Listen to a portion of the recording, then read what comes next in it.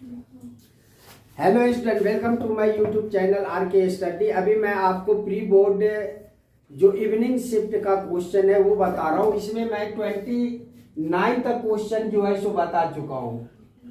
29 नहीं, 30 तक क्वेश्चन बता चुका हूँ। 31 क्वेश्चन जो है सो बना रहे हैं। Question number 31, cos theta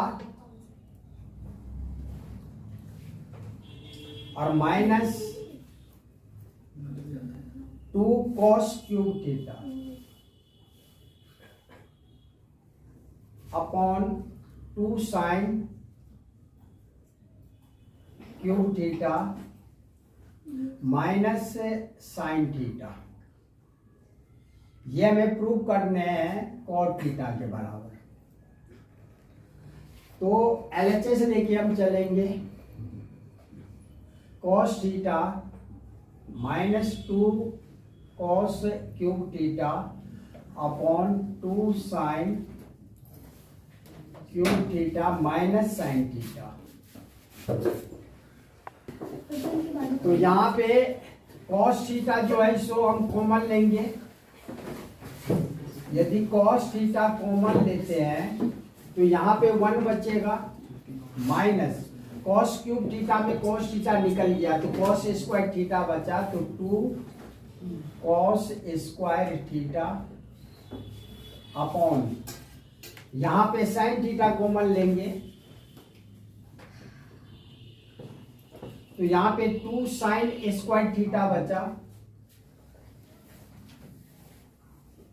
minus sine theta जब कॉमन ले लिए तो यहाँ पे 1 बचा। कॉमन का मतलब होता है डिवाइड। अब हम देख रहे हैं कि कॉस थीटा अपॉन में साइन थीटा कॉट थीटा के बराबर होता है, क्योंकि टेन थीटा बराबर क्या होता है, टेन थीटा बराबर होता है साइन थीटा अपॉन में कॉस थीटा, और टेन का अपोजिट होता है कॉट। तो क्या हो जाएगा, कॉस अपॉन में साइन।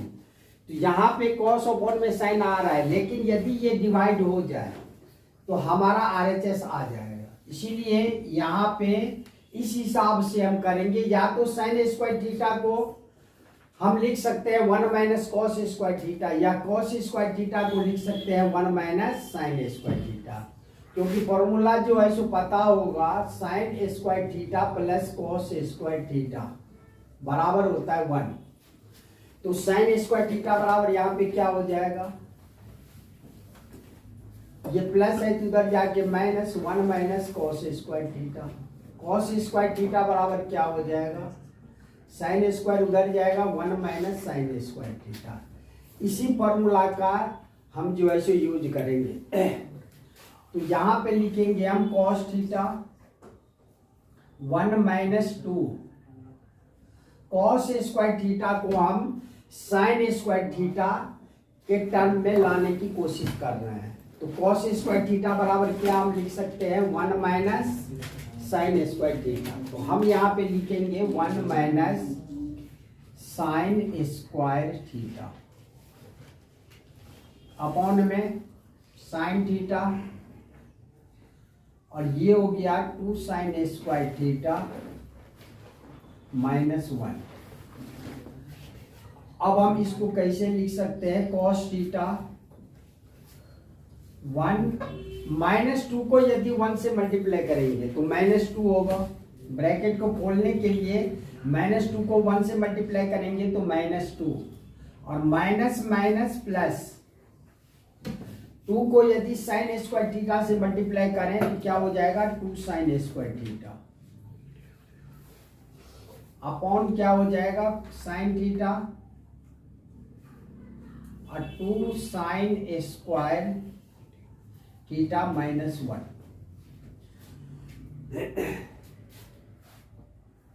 ये हो गया कॉस थीटा 1 माइनस 2, क्या होगा, माइनस 1 में से यदि 2 माइनस करेंगे तो माइनस 1 और plus 2 sine square theta upon क्या होगा, साइन थीटा, और ये हो गया 2 साइन स्क्वायर थीटा -1।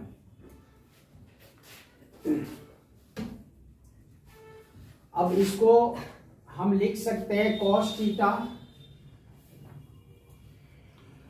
अब इस टर्म में लाने के लिए इसके आगे प्लस है, तो 2 sin स्क्वायर थीटा हम पहले लिख सकते हैं, तो इसे हम 2 sin स्क्वायर थीटा पहले लिख दिए।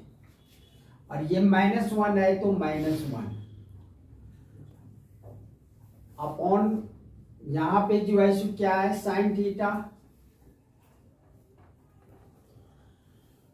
और 2 sin स्क्वायर थीटा -1। यदि -1 + 2 है, इसे हम ऐसे भी लिख सकते हैं 2 - 1, इसके आगे का साइन प्लस, ये आगे का साइन -1। वही यहाँ पे हम किए हैं, ये पहले लिख दिए क्योंकि यहाँ पे 2 sin स्क्वायर थीटा पहले था। अब ये क्या हो गया, ये जो है सो डिवाइड हो गया, तो क्या बचा कॉस थीटा अपॉन में साइन थीटा, और कॉस थीटा अपॉन में साइन थीटा क्या होता है कॉट थीटा। यही हमें प्रूव करने थे RHS में। इम्पोर्टेंट क्वेश्चन है ये, इसीलिए जो है सो इसको ये वैसे NCERT का जो है सो क्वेश्चन है, बहुत बार क्वेश्चन जो है सो ये पूछा गया है। अब क्वेश्चन नंबर 32 जो है सो हम बनाते हैं। क्वेश्चन नंबर 32 क्वेश्चन है हाइट एंड डिस्टेंस का जो है सो चैप्टर 9 का क्वेश्चन है। From the top of 40 metre high building the angle of elevation of the top of a cable tower 60 degree and the angle of depression of its foot is 30 degree. Determine the height of the tower. यानी एक building है, इसको एक बार हिंदी में भी हम पढ़ देते हैं। 40 मीटर ऊंची इमारत के शीर्ष से एक केबल टावर के शीर्ष का उन्नयन कोण 60 डिग्री है, उसके तल का अवनमन कोण 30 डिग्री है। टावर की ऊंचाई ज्ञात कीजिए। यानी एक बिल्डिंग है, मान लो ये जो है सो बिल्डिंग ए और बी है, और एक टावर है। जब एलिवेशन होता है यानी नीचे से ऊपर की ओर यदि देखते हैं, इसे बोलते हैं उन्नयन कोण एलिवेशन। और जब नीचे की तरफ यदि हम देखेंगे तो डिप्रेशन होता है, मतलब अवनमन कोण। तो इसका मतलब है कि उन्नयन कोण यदि दे रहा है, इसका मतलब टावर की ऊंचाई बड़ा होगा। तो ये मान लो कि ये सी और डी है। तो यहां पे कह रहा है कि जो बिल्डिंग है इसके टॉप से टावर का उन्नयन कोण बोल रहा है, एलिवेशन एंगल बन रहा है। तो इसका मतलब यहां पे जो है सो देख रहा होगा इस हिसाब से। तो जब ऐसा फिगर बने तो इसको हम क्या करते हैं, हॉरिजॉन्टल लाइन यहाँ पे हम खींच देते हैं, और यहाँ पे क्या होगा 60 डिग्री का एंगल बनता है। तो ABCD यहाँ पे हो गया E, और यहां से डिप्रेशन यानी नीचे की तरफ फुट के तरफ टावर को हम देखेंगे तो ये फुट के तरफ यहाँ पे एंगल जो है सो कितना डिग्री का बन रहा है 40 डिग्री का। और कभी भी यहाँ पे 40 डिग्री का एंगल यदि बने तो ये क्या होता है, ये जो है सो जेड बन जाता है। जिस हिसाब से जो है सो ये एंगल और ये एंगल क्या हो जाएगा, ये हो जाएगा अल्टरनेट एंगल, 40 डिग्री यहाँ पे आ जाएगा। क्योंकि अल्टरनेट एंगल जो है सो आपस में क्या होते हैं बराबर। और यहाँ पे जो है सो कह रहा है 40 मीटर हाई बिल्डिंग है, इसका मतलब ये बिल्डिंग यहाँ पे लिखना पड़ेगा। बिल्डिंग क्या है, बिल्डिंग जो है सो AB को माने हुए हैं। टावर क्या है, टावर जो है सो CD है। तो बिल्डिंग की हाइट दे दिया है मुझे 40 मीटर, ये हो गया 40 मीटर। उसके बाद जो है elevation of the top of the cable tower is 60 degree and the angle of depression 30 determine the height of tower. हमें CD फाइंड करने हैं। तो CD फाइंड करने के लिए हम देख रहे हैं कि ये जो है सो क्या बन रहा है, ये रेक्टेंगल बन रहा है। तो इस हिसाब से इसके आमने सामने के जो है सो साइड क्या होंगे बराबर। यदि ये AB 40 डिग्री है तो ये भी कितना होगा 40 मीटर है, तो ये भी होगा 40 मीटर। इसका मतलब हमें टावर की हाइट निकालने के लिए डी पता है, सी नहीं पता है। तो सी पता करने के लिए हम क्या करेंगे, सबसे पहले यदि ये ट्रायंगल देख रहे हैं तो इसके सामने का जो साइड होगा वो P और ये B होगा, लेकिन P और B में हमें कुछ भी पता नहीं। तो इसीलिए ये यदि साइड हमें पता चल जाए तो C हमें पता चल जाएगा। इस साइड को पता करने के लिए क्या करना पड़ेगा हमें, यहां से इसका लेंथ यदि हम निकाल लें तो ये रेक्टेंगल है तो ये इसके इक्वल हो जाएगा। इस हिसाब से हम ट्रायंगल ABD में चलेंगे। इन ट्रायंगल ABD में हम क्या देख रहे हैं, थीटा के सामने का एंगल P होता है और ये B, इसका मतलब P और B का रिलेशन tan में है तो 40 डिग्री है, यहाँ पे 30 डिग्री है, यहाँ पे 40 मीटर हाइट थी, ये 30 डिग्री और ये जो है इसको 30 डिग्री। तो इस हिसाब से क्या हो जाएगा, P और B tan 30 degree, P by B tan 30 degree का वैल्यू कितना होता है 1/√3। ये हो गया P, इसके सामने का यानी AB अपॉन में बेस क्या है BD, तो 1/√3 बराबर क्या हो जाएगा, AB जो है 40 है अपॉन में BD, तो क्रॉस मल्टीप्लाई करेंगे तो इसलिए BD बराबर क्या हो जाएगा 40√3 और BD जो है सो किसके इक्वल है, BD जो है सो BD बराबर है A। क्यों, क्योंकि ये रेक्टेंगल बन रहा है, यानी आयत है। ये आयत के आमने सामने का जो साइड होता है बराबर, इसीलिए A बराबर भी जो है सो क्या हो जाएगा, A बराबर भी जो है सो 40√3 हो जाएगा। इसका मतलब हमें ये पता चल गया। आप तो ये जो है सो आसानी से हम पता कर सकते हैं। अब लिखेंगे इन ट्रायंगल AEC में जो है सो थीटा के सामने का एंगल P और ये B, तो क्या हो जाएगा tan 60 डिग्री, tan 60 डिग्री बराबर P by B। tan 60 degree का मान होता है √3 और P क्या है CE अपॉन में B क्या है AE, तो √3 बराबर क्या हो जाएगा, C का तो हमको वैल्यू ही निकालना है AE किसके इक्वल है 40√3, AE बराबर 40√3 हम निकाल चुके हैं, तो यहाँ हो गया 40√3। जब क्रॉस मल्टीप्लाई करेंगे तो क्या हो जाएगा, CE बराबर 40√3 और मल्टीप्लाई √3, 40√3 मल्टीप्लाई √3 तो कितना हो जाएगा 40 मल्टीप्लाई √3 को √3 से मल्टीप्लाई करेंगे तो 3 होगा, तो ये कितना हो गया 120 मीटर।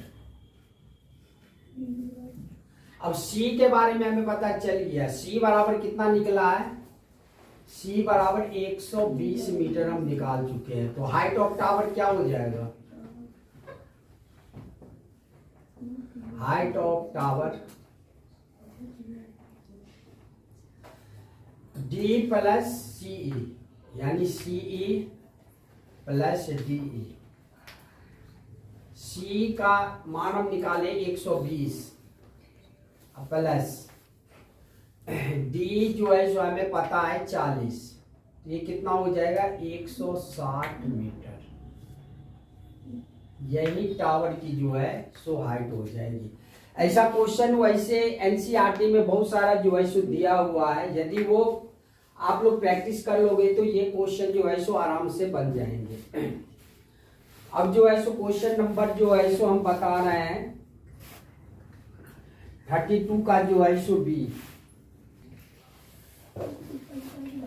अब क्वेश्चन नंबर 32 का बी नंबर। क्वेश्चन का है the horizontal distance between two towers is 50 metre. The angle of depression of the top of first tower as seen from the top of second tower is 30 degree. If the height of the first tower is 25 meter, find the height of second tower. दो tower जो है सो यहाँ पे दिया गया है, दो टावरों के बीच क्षैतिज दूरी 50 मीटर है। एक टावर जो है सो हम मान लिए ए और एक टावर बी। उसके बाद जो है सो एक टावर जो है सो सी और डी मान लिए, एक को थोड़ा ऊंचा कर देंगे, ये हो गया सी और डी। यहाँ पे कह रहा है कि इसके बीच का डिस्टेंस दिया है, ये है 50 मीटर।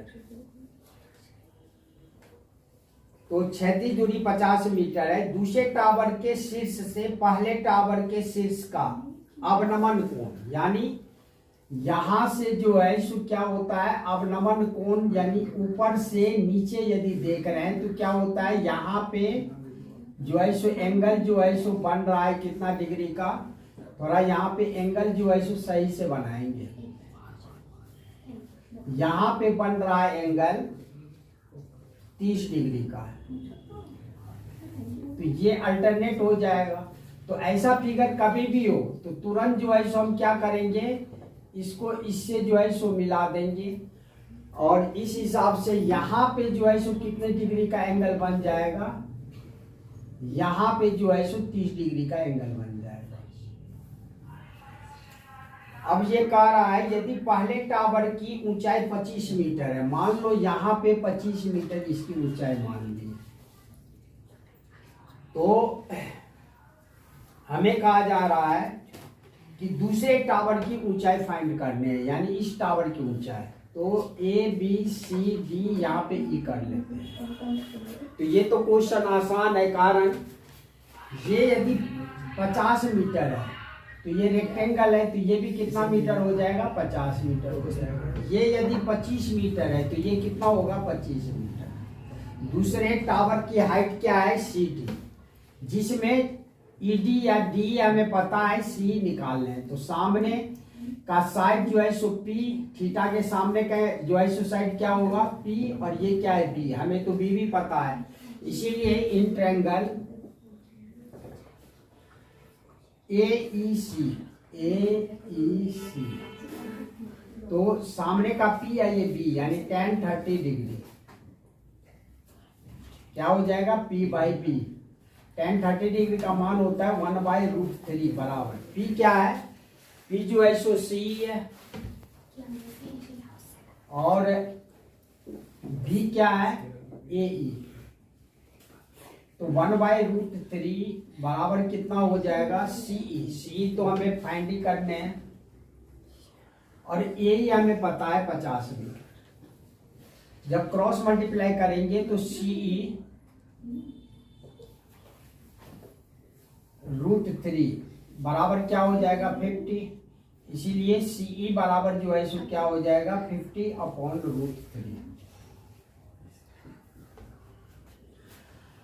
अब हाइट ऑफ टावर क्या हो जाएगा,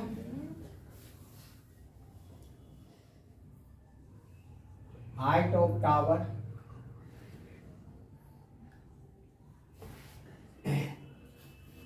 CE प्लस DE।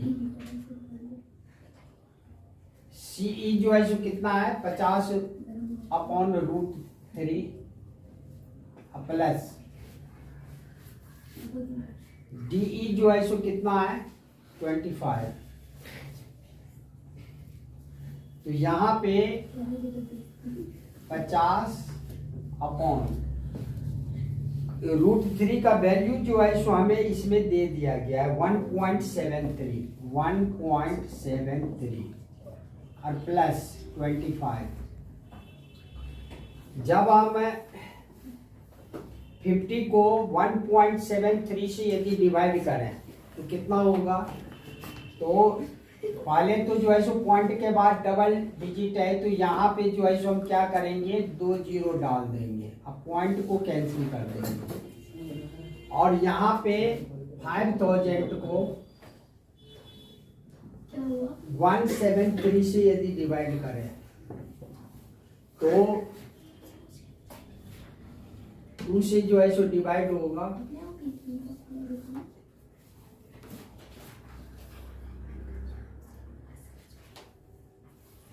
ये हो गया 0।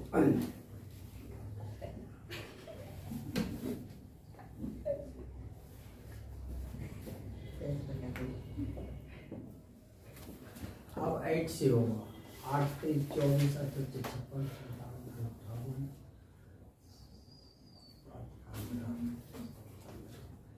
7 से जो है सो डिवाइड होगा, वो 0 हो जाएगा, 70 या 21, 70, 50, 50, 51, ये हो गया 10 में से 1 3 में से 1 और ये जो है 5 में से 2 जाएगा। अब ये हो गया यहाँ पे पॉइंट और ये 0।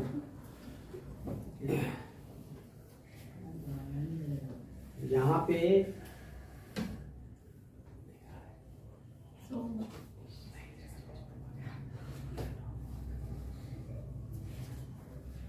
ये जो है सो 8 से भी जो है सो डिवाइड जो है सो लग रहा है, तो 8 से यदि हम डिवाइड कर रहे हैं तो 8 3 24, 68 56 57 58 5 13, ये कितना हो जाएगा, 10 में से 4 जाएगा 6 और 13 में से 8 5 और 4 में से 3 जाएगा। यहाँ पे पॉइंट ये 0। अब जो है सो फिर 8 से ही जाएगा, ये 8, ये हो जाएगा 13 84, 10 में 4 जाएगा 6, तो 28.8, ये कितना हो जाएगा 28.8। जब हम 28.8 प्लस 25 कर रहे हैं तो कितना हो जाएगा, ये हो जाएगा 8 और 5 13, 2 और 2 4 और 1 5, 53.8। ये जो है सो इसका हाइट हो जाएगा। बस इसमें जो है सो डिवाइड जो है सो सही से करना है, क्योंकि √3 का वैल्यू जो है सो दे दिया गया है। यदि मैं यहाँ पे √3 का वैल्यू को जो है सो ऊपर लेके जाऊँ, √3 फिर से एलसीएम लें और फिर 25 √3, तो कैलकुलेशन जो है सो बढ़ जाएगा, इसीलिए डिवाइड करना जरूरी है। इस हिसाब से सेकेंड टावर का हाइट जो है सो हो जाएगा 53.8 जो है सो हो जाएगा। अब जो है सो हम क्वेश्चन नंबर 33 जो है सो बनाते हैं। क्वेश्चन नंबर 33,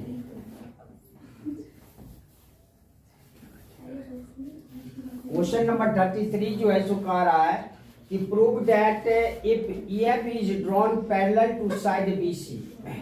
मान लो कोई ट्रायंगल है, ये BC के पैरेलल जो है सो EF जो है सो ड्रॉन किया गया है, तो यहाँ पे A होगा। इस हिसाब से triangle ABC is intersect AB at E, AB को E पॉइंट पे और AC को F पॉइंट पे जो है सो इंटरसेक्ट कर रहा है। और उसके बाद जो है सो कह रहा है then side AB and AC are divided in the same ratio by EF, यानी EF के द्वारा AB और AC को जो है सो डिवाइड किया गया है सेम रेशियो में। इसका मतलब है कि जो थेल्स थ्योरम हम प्रूव किए थे वो जो है सो यहाँ पे एक बार फिर से प्रूव करने हैं। तो उसके लिए जो है सो क्या पहले प्रूव क्या करने हैं, प्रूव करने हैं AE अपॉन EB बराबर जो है सो AF अपॉन में FC। और क्या प्रूव करने हैं, और प्रूव करने हैं कि इफ यदि AE बराबर AF दे दिया है, गिवन है आपको, तो ट्रायंगल ABC आइसोसेलेस ट्रायंगल है, मतलब AB बराबर AC भी प्रूव करने हैं, AB बराबर AC। तो यहाँ पे जो है सो पहले गिवन क्या है, गिवन में हमें जो है सो दे दिया गया है यहाँ पे सबसे पहले AE बराबर AF, ये दे दिया गया है AE बराबर AF, AE बराबर AF।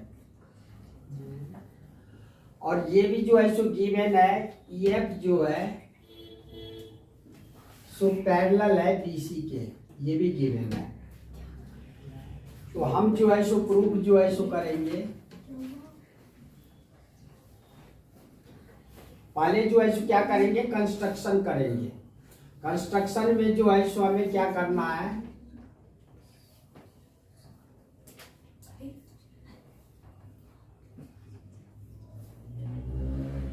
B और F को जो है सो मिलाएंगे और C और E को मिलाएंगे।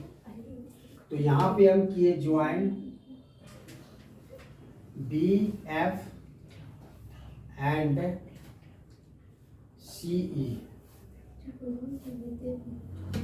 उसके बाद यहाँ पे परपेंडिकुलर जो है सो FM परपेंडिकुलर AB पूरा पे डाल दो and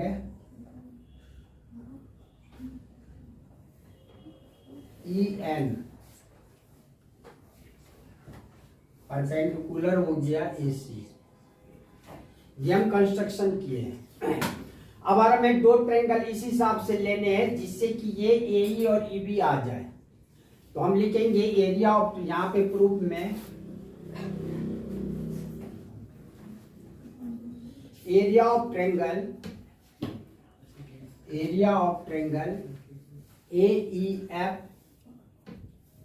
AEF upon area of triangle ये BE किस ट्रायंगल में आ रहा है, EBF में, EBF। तो क्या होता है यहाँ पे एरिया ऑफ ट्रायंगल AEF क्या हो जाएगा 1/2 इंटू बेस। इसका जो है सो बेस क्या है, परपेंडिकुलर तो इस पे है, तो यानी AE upon area of triangle EBF क्या होगा 1/2 बेस इंटू हाइट। तो इसका बेस तो रहेगा EB और इसमें हाइट जो है सो हम नहीं दिए हैं, हाइट जो है सो क्या हो जाएगा FM, क्या हो जाएगा FM। यहां भी जो है सो 1/2 बेस तो EB है, लेकिन हाइट जो है सो क्या होगा, यही FM होगा। तो 1/2 से 1/2 जो है सो डिवाइड हो जाएगा और FM से FM डिवाइड हो गया। तो क्या बचा, area of triangle AEF upon में एरिया ऑफ ट्रायंगल EBF बराबर क्या हो गया, AE अपॉन में EB। ये हो गया इक्वेशन फर्स्ट। इसी तरह जो है सो इस साइड लेके आएंगे हम। हमको ये टारगेट था कि AE अपॉन में EB आनी चाहिए, जो आ चुका है हमारा। इसी तरह AF अपॉन में FC, तो फिर जो है सो हम लिखेंगे इन ट्रायंगल नहीं, एरिया एंड में जो है सो देके and area of triangle AEF upon area of triangle, इसमें जो है सो FC किससे आएगा, ECF से, ECF। यहाँ पे 1/2 बेस इंटू हाइट, तो AEF, इसका बेस तो AF है और हाइट जो है सो क्या हो जाएगा EN। इसी तरह एरिया ऑफ ट्रायंगल ECF में भी 1/2 बेस जो है सो FC आएगा, बेस। तो जो प्रूव करने हैं FC है तो FC यहाँ पे लिखेंगे और हाइट जो है सो क्या होगा, EN ही होगा। तो 1/2 से 1/2 EN से EN कैंसिल हो गया। तो क्या बचा यहाँ पे बचा area of triangle AEF upon में एरिया ऑफ ट्रायंगल ECF बराबर क्या, ए एफ अपॉन में एफ सी। ये हो गया सेकेंड। हम क्या देख रहे हैं यहाँ पे कि जो हमें लाना है प्रूफ में, हमें जो करने ए ई अपॉन में ई बी, तो ए ई अपॉन में ई बी आ चुका है। ए एफ अपॉन में F C, A F upon में एफ सी आ चुका है। लेकिन area of triangle A E F, area of triangle A E F, बस ये area of triangle E B F और area of triangle E C F यदि बराबर हो जाए तो क्या होगा, एल एच एस बराबर, तो आर एच एस आपस में क्या होगा, बराबर। लेकिन यहां पे हम लिख सकते हैं कि देयरफॉर ट्रेंगल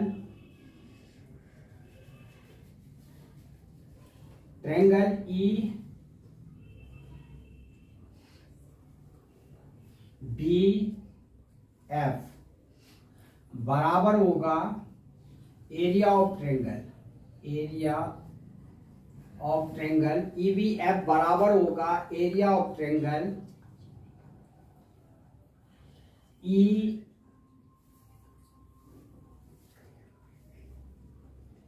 सी एफ के। क्यों? क्योंकि हम पढ़े हुए हैं 9th क्लास में ही कि यदि दो पैरेलल साइड है उसके बीच के जो ट्रेंगल की एरिया होती है वो आपस में जो है सो क्या होता है, बराबर होता है। तो यहाँ पे जो है सो क्या है, यहाँ पे हम देख रहे हैं कि EC और BC ये जो है सो पैरेलल है, उसके बीच का जो है सो एरिया है। इसीलिए जो है सो यहाँ पे लिख सकते हो कि EF पैरेलल है BC। इसीलिए जो है सो ये जो है सो एरिया क्या होंगे, इसके बराबर। जब ये बराबर हो गया तो इसका मतलब है EBF के जगह पे हम लिख सकते हैं ECF, या ECF की जगह पे हम लिख सकते हैं क्या, EBF। तो इस हिसाब से हम जो है सो कह सकते हैं ये इक्वेशन थर्ड हो गया। तो LHS और LHS आपस में जो है सो क्या होगा, बराबर। तो यहाँ पे एक लाइन लिखना पड़ेगा, from equation first, second, third से क्या हो जाएगा, जो हमें प्रूव करने हैं, ए ई अपॉन में ई बी बराबर हो जाएगा ए एफ अपॉन में एफ सी।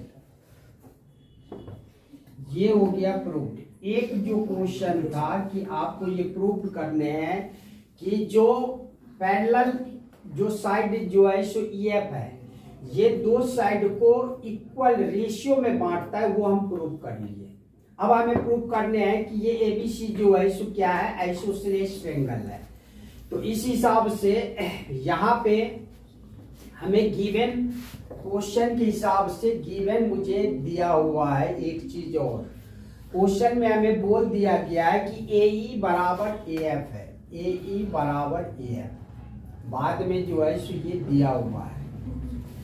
तो यहां से हम इसको EB को FC के बराबर कर सकते हैं। क्यों?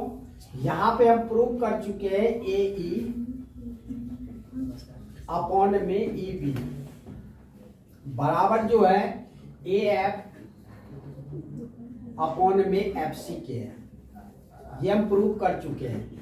तो यदि हमें न्यूमरेटर दोनों तरफ बराबर हो जाए तो डिनोमिनेटर आपस में क्या होंगे, बराबर हो जाएंगे। तो यहाँ पे AE बराबर AF दिया हुआ है, तो AE की जगह पे हम AF लिख सकते हैं। तो AF अपॉन में EB बराबर AF अपॉन में FC। अब न्यूमरेटर दोनों का बराबर है तो डिनोमिनेटर बराबर हो जाएगा, इसलिए हम लिख सकते हैं कि EB बराबर क्या होगा, FC के।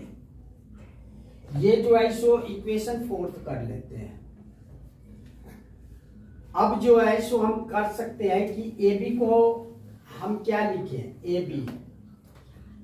AB बराबर हम लिख सकते हैं AB को AE plus EB, AE plus AB।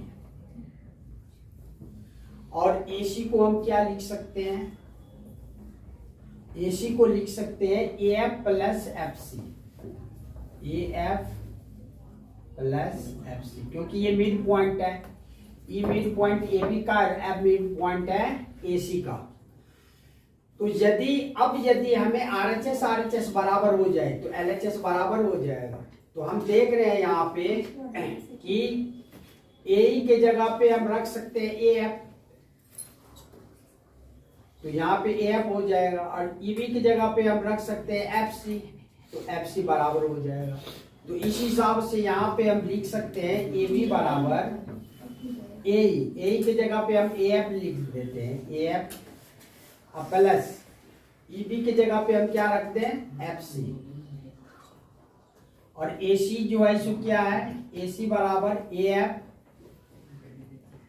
Plus FC है। ये हम देख रहे हैं RHS जो है सो क्या हो गया बराबर, बस AE की जगह पे हम रखे हैं AF, और यहाँ पे जो है सो EB की जगह पे रखे हैं FC।